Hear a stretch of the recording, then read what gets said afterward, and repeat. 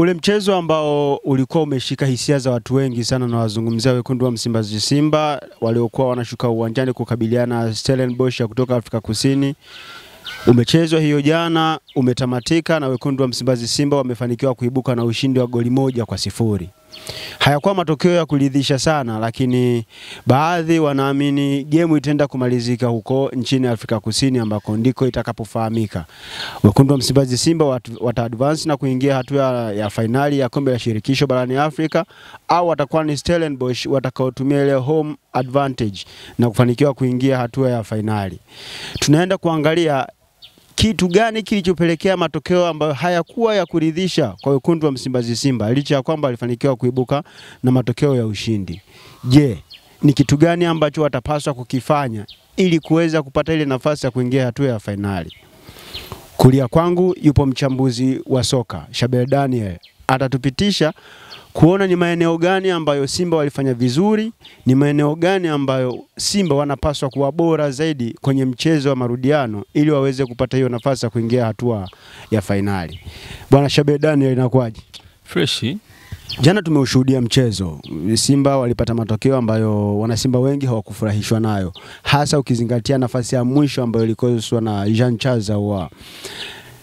Baada ya matokeo ya ushindi wa goli 1-0, tuseme safari ya Simba imeishia hapa au bado wanaweza wakaingia hatua ya finali kwa kuzingatia sakata au yale matukio yanayokuwa yanatokea kwenye viwanja vya nyumbani tunapokuja kwenye swala la mpira wa Afrika?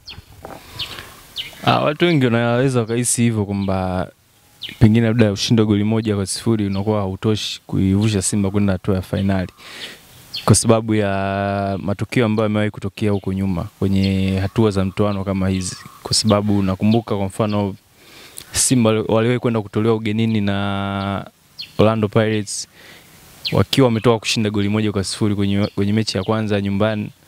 Simba waliwahi kwenda kutolewa na Wydad Athletics wakiwa wametoka kushinda goli 1-0 nyumbani, wakaenda kupoteza ugenini kwa kufungwa kwa changamoto ya mikojo ya penalti.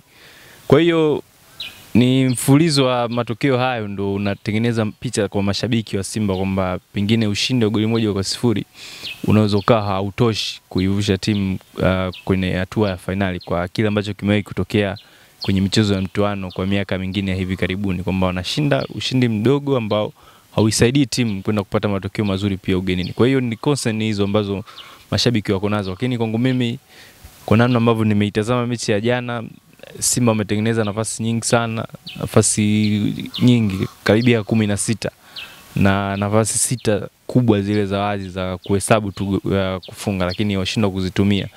Na imekuwa hivyo hivyo pia kwenye michezo mingi ambayo Simba wamekuwa kitoka. Ugonjwa ni ule ule wa kututumia nafasi vizuri ambazo wanazitengeneza.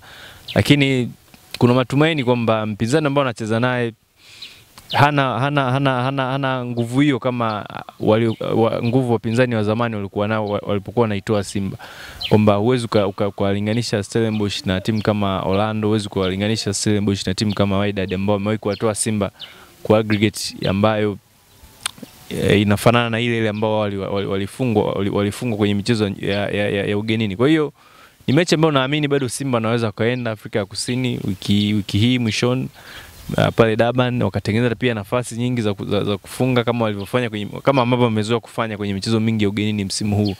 Kirejea hata mchezo dhidi ya Al Masry walitengeneza nafasi nyingi sana ugenini na wakashindwa kuzitumia. Kwa hiyo bado naamini wanaweza kaenda tena kwenye mechi ya marudiano wakatengeneza nafasi nyingi sana. Sasa itabaki pia itategemea pia na ufanisi wa mafuadi wao namna kuzitumia hizo nafasi. Kama wataweza kuziconvert bado wana nafasi ya kwenda kwenye hatua ya finali kwa kile ambacho kimeonekana jana.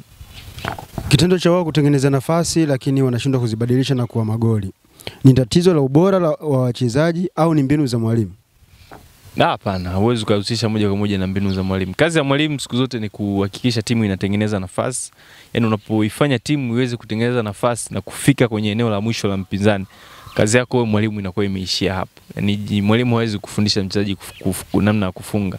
Mwalimu anakupa mbinu za kuweza kulifikia lango la timu pinzani, anakupa mbinu za namna ambavyo timu inaweza kutengeneza nafasi, na mwisho wa siku sasa inabakia ni ufanisi wa wachezaji wenyewe kwenye eneo la mbele. Kwa hiyo hilo ni jukumu la wachezaji, watu wote ambao wanacheza kwenye eneo la forward unapaswa kuongeza ufanisi ili timu ya Simba iweze kufanya iweze kufunga magoli mengi ya kutosha kwenye michezo yao.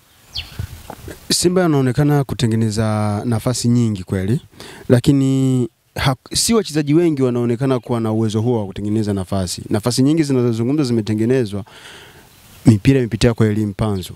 Haone kuna uwezekano mkubwa Simba wakawa shut down, kwa sababu mchezaji wanayemtegemea kulifikia box la mpinzani ni mchezaji mmoja, na kitu kizuri kwa Stellenbosch wameshamfahamu kwamba mchezaji ambaye anaisaidia Simba kwa hatari kwenye safu ya ushambuliaji ni Elie Mpanzu. Wao wanahitaji goli moja kuwa level aggregate, then wanakuwa wanatafuta goli la ushindi. Hauoni kuna wepesi fulani hivi ambao Stellenbosch atakutana nao ukizingatia wakimshut down Elie Mpanzu wameimaliza safu ya ushambuliaji ya Simba? Ni ngumu. Ni ngumu kumzuia Elie Mpanzu kwa sababu sio mchezaji wanasema one dimensional, kwamba ni mchezaji ambaye kama ni kulia anacheza kulia huko, kama ni kushoto anacheza huko. Uzuri namna ambavyo Fadlu ameiseti Simba Sports Club hasa eneo la mbele ni kuruhusu ile fluidity ya mashambulizi na movement za wachezaji wote wa eneo la juu. Ni wachezaji ambao sio predictable, kwamba akikibwa kitokea kulia basi ndo atamaliza mechi kulia huko. Kwamba huwa akianza mechi katikati ndo atamaliza mechi katikati hapo. Kwamba Mpanzu akianzia pembeni kushoto ndo atamaliza mechi hapo kushoto. Hayo hivyo. Kuna rotation ya position kwa hawa wachezaji wa eneo la mbele. Kwa hiyo ni ngumu kumanmark Elie Mpanzu kwa sababu hizo, kwa sababu kimdhibiti kulia basi atahamia kushoto, kimdhibiti kushoto kwenye wing zote basi utamkuta katikati, ama utamkuta anashuka chini kwa kina Fabrice Ngoma kupokea mipira aweze kurahisisha mchezo na kurahisisha build up ya mashambulizi kwenda mbele. Kwa hiyo ni ngumu kumzuia Elie Mpanzu. Ni mchezaji ambaye ni ngumu sana kumzuia. Yaani unaweza ukaja na mbinu zako tactically za kumdhibiti, lakini ni ngumu kumdhibiti mchezaji wa namna hiyo unless umwasaini mchezaji mmoja ambaye anaweza katembea naye popote ambapo anapokwenda, lakini haliwezi kuwa ni jambo jepesi, kwa sababu unapotoa majukumu kama hayo ina maana kuna maeneo utaacha atakuwa wazi, na pengine Simba maforward wengine wanaanza kuexploit na kuyatumia kuweza kukuzuru ukiwa mpinzani. Mara kadhaa mashabiki wa Simba walisikika wakisema ni afadhali Jesse Mukwala awe anaanza kwenye safu ya ushambuliaji ya Simba kuliko Lionel Ateba. Kwenye michezo hii miwili wa nusu finali, wa robo finali dhidi ya Al Masry uwanja wa Taifa alianza, na mchezo hapo jana pia ameanza. Amemeet kile ambacho mashabiki wa Simba walichokuwa nakihitaji kutoka kwake. Yes, kwa kiasi fulani amejitahidi, sio asilimia zote 100, kwa sababu mechi iliyopita ya robo finali alifunga goli. Mechi ya jana hajafanikiwa kufunga goli na amepoteza nafasi kadhaa, big chance kama 2 amezikosa.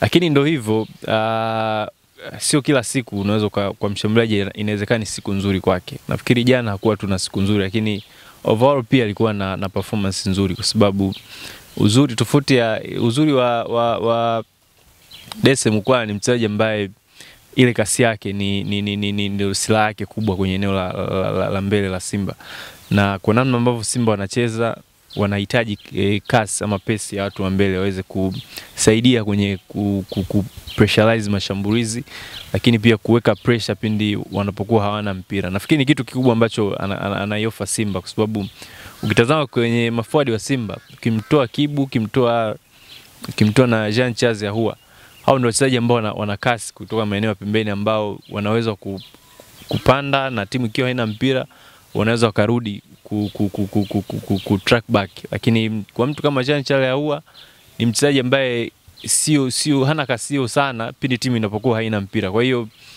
unamhitaji pia mchezaji mwingine ambaye hatakuwa anatembea uwanjani. Kwa hiyo unapokuwa na Steven Jesse Mukwala kidogo anarahisisha, kwa sababu naye ana kasi na wepesi na sio mvivu uwanjani.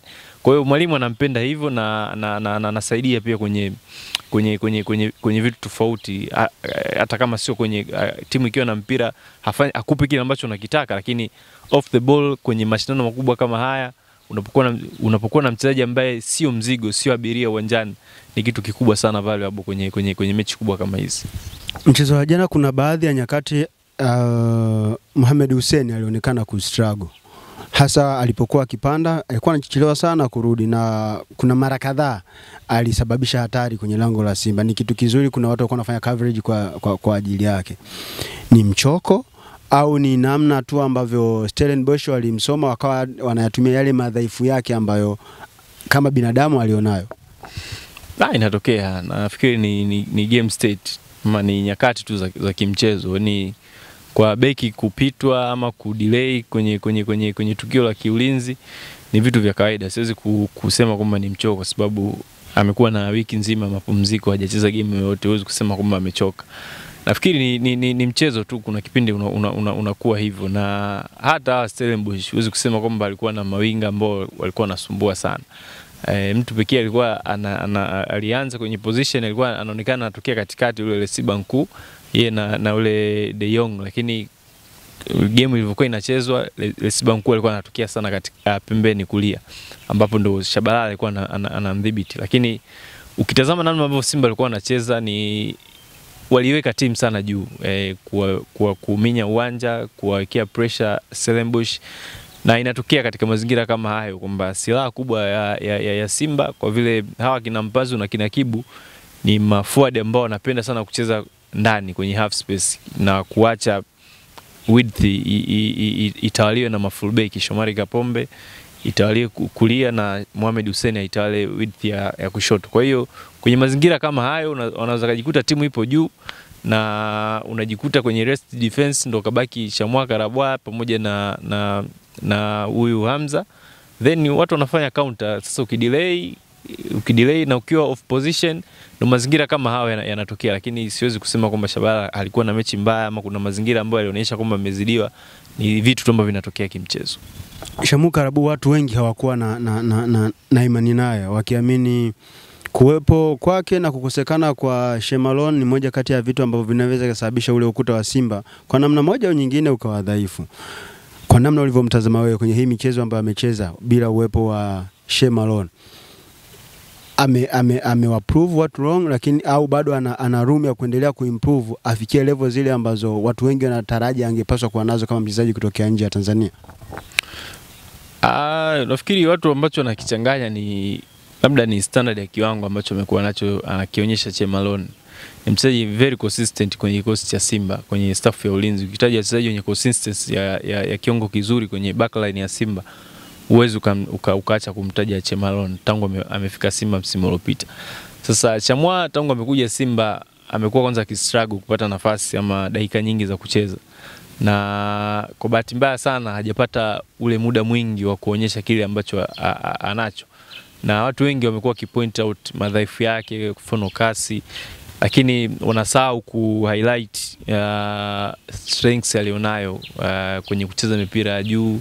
Physicality kwenye michezo mikubwa kama hii ni kitu kikubwa sana valuable kwenye eneo la ulinzi la Simba. Na kwa mechi ambazo amecheza tangu Shemalon amekosekana, ni moja kati ya mabeki ambao wakati ambao wamekuwa na msaada mkubwa sana kwa Simba. Yani licha ya Shemalon kuwa nje kwa majeraha, lakini hauoni ule tofauti ambao wengi labda walikuwa wanahofia kwamba anapokosekana Shemalon labda kuna pengo kubwa linaweza likaonekana ama defense ya Simba inaweza katetereka, lakini haijawa hivyo. Ukiachana na magoli mawili ambayo aliruhusu kule Misri dhidi ya Al Masry, nafikiri amekeep clean sheet kwenye mechi ya nyumbani, amekeep clean sheet pia jana dhidi ya Stellenbosch, na alikuwa pia na kiwango kizuri sana namna ambavyo alikuwa anawadhibiti washambuliaji wa korofi. Kwa mfano mechi ya Al Masry alikuwa na game nzuri sana katika mazingira ambayo unaingia maneno yakiwa ni mengi, unatishwa na viwango vya washambuliaji wa Al Masry kama wale kina Salah Mohsen, kina yule Mtunisia striker, alidili nao vizuri sana na ni kama vile hawaku exist kwenye mchezo. Jana pia namna ambavyo waliwa shut down wale kina De Jong hakuonekana. Kwa hiyo alikuwa na kiwango kizuri ambacho pengine watu wanaweza wasimsifie sana, lakini binafsi ni mchezaji ambaye hata kama Shemalon atakosekana mpaka mwisho wa msimu bado naamini ni mchezaji valuable. Na mimi sitaki kufocus sana kwenye madhaifu yake ya kukosa kasi, kwa sababu mimi naamini wachezaji, profile za wachezaji hazifanani. Kila mchezaji ana sifa zake, kila mchezaji ana madhaifu yake. Shemalon ni beki mzuri, lakini pia naye ana madhaifu yake. Kwa mfano udhaifu mkubwa wa Shemalon ni kwenye kupiga pasi, yani kuitoa timu kutoka chini kwenda mbele. Mara nyingi huwa anapiga pasi ambazo sio sahihi, na mara inafikia hatua kwamba anaichomesha mpaka timu. Lakini unaweza kumwona Chamwa Karabwa anaweza kaa hana hiyo recovery pace ambayo ndio udhaifu wake mkubwa, lakini yuko smart sana kwenye kupick out passes kutokea nyuma, lakini namna ambavyo ana deal na ile physicality ya washambuliaji ni kitu valuable sana. Lakini pia kitu kikubwa kwake ambacho mimi ananiimpress ni namna ambavyo anajua ku complement madhaifu yake, kwamba anajijua hana kasi. Kwa hiyo anahakikisha kwamba muda wote nakuwa kwenye position nzuri ambayo inaweza kaniruhusu mimi kucheza mipira ya juu ama mipira ya chini. Jana akapata nafasi Joshua Mutale. Baadhi ya watu walionekana kupiga kelele, kwa nini anaingia Joshua Mutale? Alivyoingia uwanjani ni kama wale waliokuwa wanapiga kelele kwa nini anaingia Mutale walikuwa wamesha predict ni kitu gani ambacho kinachoenda kutokea. Kinachomsumbua Joshua Mutale ni kitu gani ndani ya kikosi cha Simba? Nafikiri ni pressure. Na hakuna kitu kingine ambacho kinamsumbua Joshua Mutale. Watu wanaweza kuwa na mitazamo yao, labda karogwa au ukapigwa misumari, si hapana. Nafikiri ni pressure kwa sababu tunazungumza sana mara nyingi kwamba changamoto ya kikosi cha Simba msimu huu, kuna wachezaji wengi kwenye kikosi chao ambao hawajawahi kufika kwenye hatua kubwa ya mashindano makubwa kama hii, ama kucheza kwenye timu kubwa zenye pressure kama hii. Tunaweza tukamlaumu Jean Charles Ahoua, lakini Ahoua katokea timu ambayo haijafanikiwa hata kufuzu kwenye mashindano yote ya kimataifa. Yani ni timu tu level mid table.